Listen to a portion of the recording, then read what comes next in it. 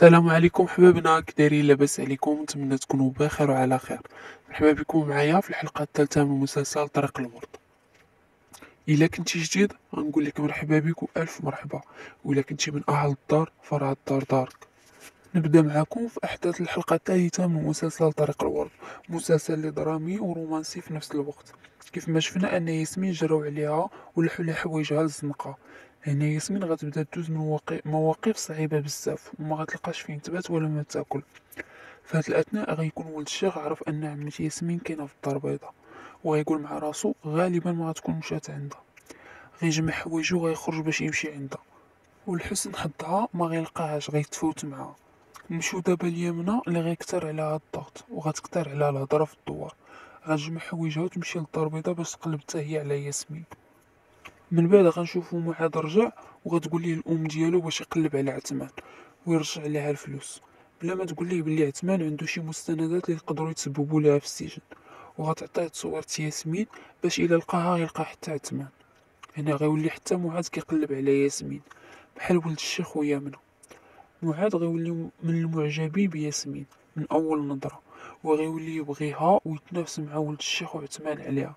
يعني ياسمين غيوليو عندها ثلاثه ديال المعجبين. نمشيو دابا لعثمان اللي كيف قلت لكم في الحلقه السابقه انه ما ماتش وباقي، وغيولي حتى هو كيقلب على ياسمين. اول بلاصه غيقلب عليها فيها هي دار عمتها، وما غاديش يلقاها فيها حيتاش غيكونوا جراو عليها. نرجعوا دابا لياسمين اللي تشرطات وبقات في الزنقه. غنشوفوها غتمشي للتكريف وغتبدا تقلب على خدمه. من بعد غنشوفوا عائلة ملكة اللي كيف قلت لكم. ملكة هي المسؤولة على الشركة لأن الأب ديالها كيثيق فيها بزاف، على عكس خوتها اللي كيعتبروها فاشلة. مسؤوليتها أنها ديما تجيب الجديد للشركة. من بعد غنشوفوها غتلقى بملكة عفوا بياسمين، وغتعرف أنها موهوبة وعزيز عليها الورود بزاف، وغتخدم معاها في الشركة. غنشوفو أيضا ياسمين أنها غتقدر دير بلاصتها في الشركة وتصاوب أنواع ديال العطور جداد. غنشوفو بزاف ديال الاحداث اللي زوينين بزاف.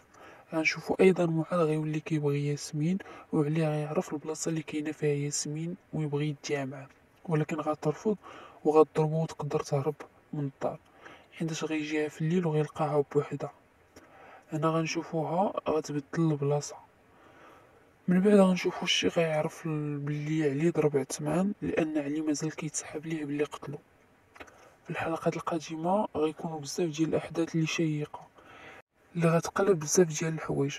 اولهم ان عثمان باغي غير الفلوس ماشي كيبغي ياسمين، وبدوك المستندات اللي خلى عند ياسمين غيقدر ياخد لخالتو كلشي. ومعاد هو اللي بصح غيكون كيبغي ياسمين، يعني هو اللي غيولي كيبغي.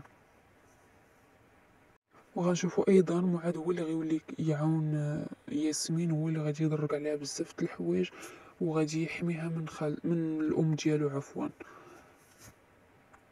وغيحميها حتى من علي والام ديالو. نرجع لكم دابا ليامنة ونقول لكم المشكل اللي عند حليمة مع يامنة.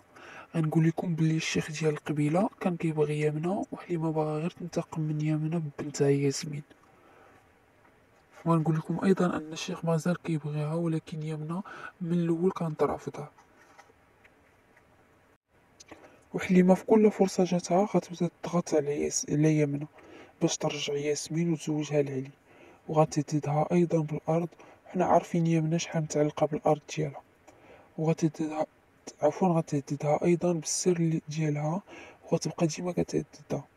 نهار غتلقى يامنة ياسمين غتولي ياسمين تبدلات ولات ناجحة في حياتها. غتكون يامنة مفتخرة ببنتها بزاف. غنشوفو ايضا ان ملكة غتولي مقربة لياسمين بزاف، هي والعائلة ديالها. حبابنا، كانوا هادو هما معظم الاحداث الحلقة الثالثة من مسلسلكم الشيق طريق الورد. نتمنى يكونوا عجبوكم توقعاتنا، وبغيت غير نقول لكم ايضا شكرا على تفاعلكم، وما تنسوش تدعمونا.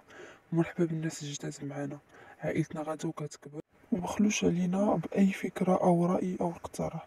مرحبا بالجميع، بسلام عليكم، ونتلاقاو في فيديو جديد ان شاء الله.